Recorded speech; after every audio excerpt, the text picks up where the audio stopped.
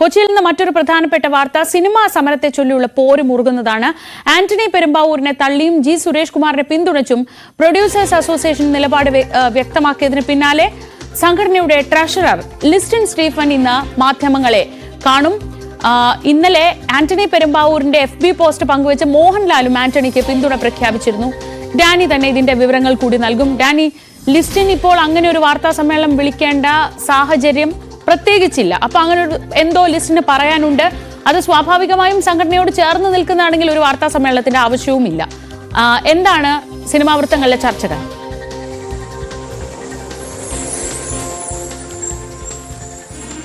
ശ്രീജ, ഇതിൽ ശ്രീജ സൂചിപ്പിച്ചൊരു കാര്യമുണ്ട്. കാരണം ലിസ്റ്റിൻ ഇപ്പോൾ ഈ അസാധാരണമാംവിധം ഒരു വാർത്താ സമ്മേളനം വിളിക്കേണ്ട ഒരു ആവശ്യം എന്ത് എന്നത് ഒരു ചോദ്യമാണ്. കാരണം ഈ അദ്ദേഹത്തിൻ്റെ സിനിമ ഇറങ്ങുമ്പോഴോ അല്ലെങ്കിൽ മറ്റേതെങ്കിലും കാര്യങ്ങൾ വരുമ്പോഴോ അങ്ങനെ ഒരു മാധ്യമങ്ങളെ അഭിമുഖീകരിച്ചുകൊണ്ട് അങ്ങനെ ഒരുപാട് സംസാരിക്കുന്ന ഒരാളെന്നുമല്ല ലിസ്റ്റിൻ എന്ന് പറയുന്നത്. വളരെ ചുരുങ്ങിയ വാക്കുകളിൽ പോകുന്ന ഒരാൾ കൂടിയാണ്. പക്ഷേ എന്താണ് അദ്ദേഹത്തിന് പറയുവാനുള്ളതെന്ന് അറിയേണ്ടതുണ്ട്.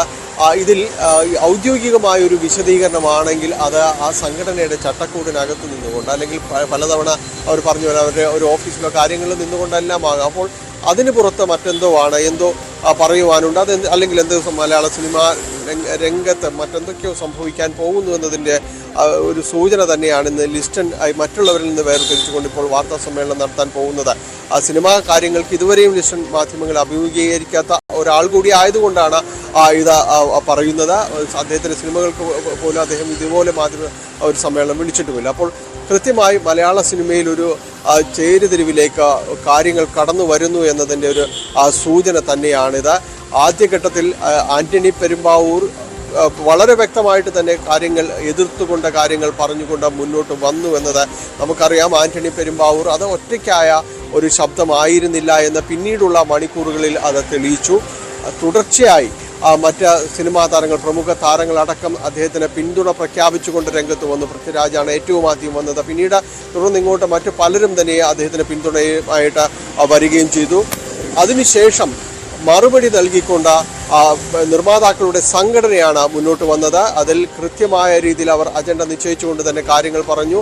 വിളിച്ച യോഗത്തിന് വരാതിരുന്ന ആന്റണി പെരുമ്പാവൂരാണ് ഇപ്പോൾ ഇതിൽ അഭിപ്രായം പറഞ്ഞിരിക്കുന്നത് എന്നതാണ് അവരെ ഞെട്ടിച്ചത്. അന്നത്തെ ഈ ചർച്ച നടത്തുന്ന യോഗത്തിൽ ആന്റണി പെരുമ്പാവൂർ ഉണ്ടായിരുന്നില്ല. അദ്ദേഹത്തെ വിളിച്ചതാണ്, അദ്ദേഹം വന്നില്ല. വരാതിരുന്നിട്ടാണ് ഇപ്പോൾ ഈ സമരത്തെക്കുറിച്ച് മറ്റു രീതിയിൽ പറയുന്നത്. അതുമാത്രവുമല്ല, സുരേഷ് കുമാറിന് ഇപ്പോൾ ചുമതലകളുണ്ട്. അതിൻ്റെ പ്രസിഡന്റ് സ്ഥാനത്തിരിക്കുന്ന ആൾ നിർമ്മാതാവ് മറ്റ് തിരക്കുകളിലായതുകൊണ്ട് വൈസ് പ്രസിഡന്റ് അതിൽ കൃത്യമായി ഉത്തരവാദിത്തമുള്ളത് കൊണ്ടാണ് അദ്ദേഹം ഈ കാര്യങ്ങൾ പറഞ്ഞത് എന്നുകൊണ്ട് വിശദീകരിച്ചുകൊണ്ട് ഇത് സംഘടനയുടെ ഔദ്യോഗിക ഭാഷ്യമാണെന്ന് അവരത് വിശദീകരിക്കുകയും ചെയ്തിട്ടുണ്ട്. ആന്റണി പെരുമ്പാവൂരിനെ കൂടുതൽ അതിൽ ആക്രമിക്കുക, ഒപ്പം സംഘടന ഒറ്റക്കെട്ടായി നിന്നുകൊണ്ട് ഇതിനെ പ്രതിരോധിക്കുകയും ചെയ്യുകയാണെന്ന് പറയുമ്പോൾ നമ്മൾ പിന്നീട് പ്രതീക്ഷിച്ചത് എപ്പോൾ ഇതിലേക്ക് മോഹൻലാൽ കൂടി കടന്നു വരും എന്നത് മാത്രമായിരുന്നു. അത് മോഹൻലാൽ കൂടി അതിലേക്ക് വന്നിരുന്നു. സിനിമയ്ക്കൊപ്പം നിൽക്കാം എന്ന ഒരു കുറിപ്പോടുകൂടിയാണ് അദ്ദേഹം സമൂഹ മാധ്യമങ്ങളിലെ വന്നത്. ആർക്കൊപ്പം നിൽക്കുന്നു എന്നത് വളരെ കൃത്യമായി തന്നെ ആ ചെറിയ വരികളിലുണ്ട്, വാക്കുകളിലുണ്ട്. ഏതായാലും അത് കൃത്യമായ വേർതിരിവുകളോടുകൂടി വന്നിരിക്കുന്നു. അതേസമയം തന്നെ നിർമ്മാതാക്കളും ഫിലിം ചേംബറും തിയേറ്റർ ഉടമകൾ സംഘടന ഫിയോക്കും എല്ലാം തന്നെ ഒരുമിച്ച് ഈ സമരത്തെ പിന്തുണച്ചുകൊണ്ട് നിൽക്കുന്നു എന്നതാണ്. അവർ കൃത്യമായി പറയുന്ന ഒരു കാര്യം, താരങ്ങളുടെ പ്രതിഫലമാണ് ഇന്നത്തെ ഈ വിഷയങ്ങൾക്ക് എല്ലാത്തിനും കാരണമെന്ന് പറയുന്നു. കോവിഡിന് ശേഷം വലിയ രീതിയിൽ തന്നെ താരങ്ങൾ അവരുടെ പ്രതിഫലം ഉയർത്തുന്നു. അത് OTT റേറ്റിംഗും മറ്റും ചൂണ്ടിക്കാണിച്ചുകൊണ്ടാണ് ഈ കാര്യങ്ങൾ പറയുന്നത്. പക്ഷേ ഇപ്പോൾ OTT സംവിധാനങ്ങൾ പഴയതുപോലെ വില തരുന്ന രീതിയിലല്ല. താരങ്ങൾ തങ്ങളുടെ വിഷയങ്ങൾ മനസ്സിലാക്കുന്നില്ല. ഒപ്പം GST അടക്കമുള്ള കാര്യങ്ങൾ മറ്റു പലതും ഉണ്ട്. പക്ഷെ നമുക്കെല്ലാവർക്കും അറിയാം, ഈ താരങ്ങളുടെ പ്രതിഫലം കഴിഞ്ഞ കുറേ നാളുകളായി ചർച്ച ചെയ്യുകയാണ് എന്ന് പറയുന്നു. ഒപ്പം അമ്മയെ പ്രകോപിപ്പിച്ച താരസംഘടനയായ അമ്മയെ പ്രകോപിപ്പിച്ചൊരു സംഭവം കൂടി ഇതിനകത്തുണ്ടായി. ജി സുരേഷ് കുമാർ പ്രതികരിക്കുമ്പോൾ പറഞ്ഞത് ഈ സംഘടന ഇപ്പോൾ അങ്ങനെ ഒരു അഡ്ഹോക് കമ്മിറ്റിയാണ്, നാഥനില്ലാത്ത രീതിയിലാണ് എന്നതടക്കമുള്ള കാര്യങ്ങൾ പറയുകയുണ്ട്.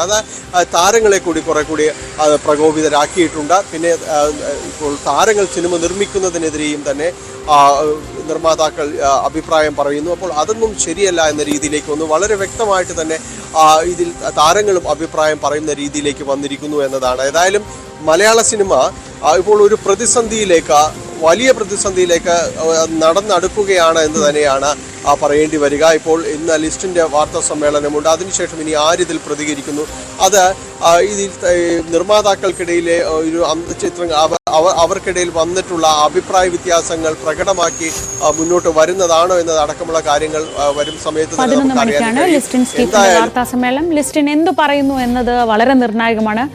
നിർമ്മാതാക്കൾക്കിടയിലുള്ള അഭിപ്രായ വ്യത്യാസം അത് മറനീക്കി പുറത്ത് വന്നു കഴിഞ്ഞു. അതിൽ ആരൊക്കെ ഇനി ചേരിതിരിഞ്ഞു നിൽക്കും എന്നതാണ് ഇനി അറിയേണ്ടത്.